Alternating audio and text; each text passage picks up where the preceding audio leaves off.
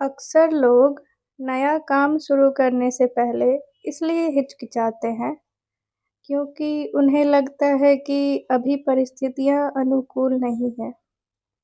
वे सही समय, पूर्ण संसाधन और निश्चित सफलता की प्रतीक्षा करते रहते हैं। वो इंतज़ार करते रहते हैं कि सारी परिस्थितियां हमारे फ़ेवर में हो तब हम ये काम शुरू करेंगे। लेकिन जीवन में आदर्श परिस्थितियाँ शायद ही कभी मिलती है, ये अटल सत्य है। आप जो चाहोगे कि हाँ ऐसे होगा तब हम ये करेंगे, वो कभी नहीं होता है।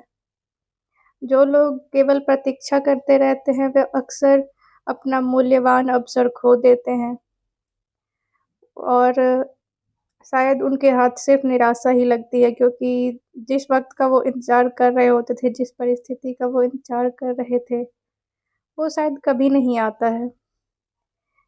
सफलता सामान्यतः उन्हें ही मिलती है जो उपलब्ध संसाधनों और समय को महत्व देते हुए शुरुआत करते हैं और धीरे-धीरे सुधार करने का प्रयास करते हैं।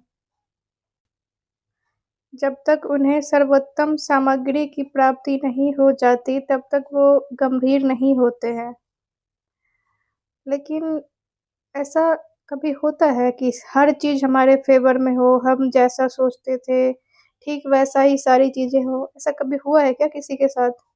नहीं ना, तो आप कैसे सोच रहे हो कि आपके साथ ऐसा होगा? नहीं होता है वो चीज़ें। इसीलिए जब समय मिले तभी शुरू कर देना चाहिए। जब आपको लगे कि हाँ, अभी मेरे माइंड में आया, अभी हम कर सकते हैं, तो करना चाहिए। सही वक़्त का इंतज़ार करते-करते सारा वक़्त ही हाथ से निकल जाता है। व्यक्तिगत जीवन में भी अनेक लोग अपने सपनों को टालते रहते हैं। कोई नई कला सीखने, रचनात्मक कार्य शुरू करने या करियर बदलने में इसलिए देर करते हैं क्योंकि उन्हें लगता है कि समय उचित नहीं है। वे सोचते हैं कि पहले अधिक धन, बेहतर सहयोग या अधिक आत्मविश्वास होना चाहिए, तब हम ये नया काम या नया परिवर्तन शुरू करेंगे। परंतु आत्मविश्वास और सुधार अक्सर पहला कदम उठाने के बाद ही आता है। ऐसा ऐसा बिल्कुल भी नहीं है कि सारी परिस्थितियाँ आपके फ़ेवर में आ जाएगी तभी आप कदम उठाओगे। पहले आप शुरुआत तो करो, धीरे-धीरे ही सही, छोटे स्टेप से ही सही। शुरुआत तो करो, आदर्श परिस्थितियाँ की अनंत प्रतीक्षा जीवन भर के पछतावे का कारण बन सकती है। इसीलिए आपको शुरुआत तो आज से ही करनी पड़ेगी।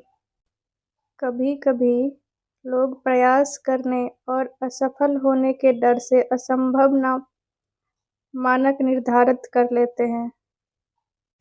अवास्तविक शर्तें रखकर वे स्वयं को निराशा के जोखिम से बचाने की कोशिश करते हैं, परंतु यह मानसिकता विकास में बाधा बनती है।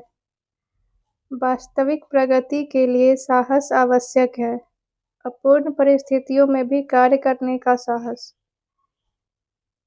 सही समय, अनुकूल परिस्थिति, ये सिर्फ भ्रम है, ऐसा कुछ नहीं होता है। आप जिस परिस्थिति में हो, जहाँ हो वही अनुकूल है, वहीं से शुरुआत करो। हमें स्वयं से भी पूछना चाहिए कि क्या हम भी ज़िम्मेदारी से बचने के लिए बहाने तो नहीं बना रहे हैं?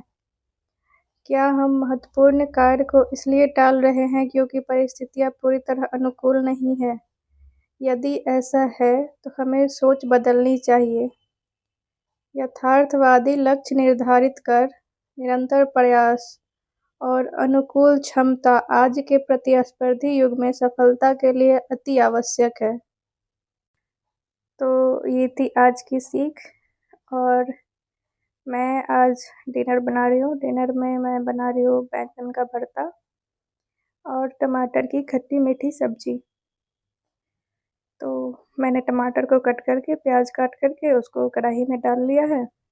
उसको थोड़ा-सा भूनेंगे फ़ोरन वगैरह डाल करके। फ़ोरन में ज़्यादा कुछ नहीं, मस्टर्ड ऑयल, मिर्च, तेज़पत्ता वगैरह डाल करके मैंने थोड़ा-सा भून लिया टमाटर को। अब इसमें थोड़े-थोड़े मसाले डालेंगे सारे। नमक भी डालना है, हल्दी, गरम मसाला, धनिया पाउडर सब चीज़ डाल कर के थोड़ा-सा मिक्स किया मैंने। अभी इसमें हम डालेंगे चीनी और साथ में ये जो गुड़ का पाउडर होता है ना, पाउडर फॉर्म में जो आता है गुड़, उसको डाल कर के मिक्स कर देंगे, थोड़ी देर पकाएंगे। और ये इसमें पानी मैंने नहीं डाला था क्योंकि इसमें से जो चीनी डाला है और गुड़ डाला है उसमें से बहुत सारा पानी निकल जाता है खुद ही, और टमाटर तो ऑलरेडी बहुत ज़्यादा जूसी होता है, तो इसे डालने की ज़रूरत नहीं पड़ती है। तो यही सब डाल करके मिक्स करके साइड में मैंने कर दिया। इधर बैंगन भी मेरा पक गया था लो फ्लेम पे, तो उसको मैंने साइड रख दिया है। अभी इसको ढक करके मैं दूसरे गैस पे चढ़ा दिया। अभी इधर डालेंगे तवा और बनाएंगे गर्मा गर्म रोटियाँ, और यही मेरा आज का डिनर होने वाला है। मैं रोटी अक्सर तवे पे ही फुलाती हूँ।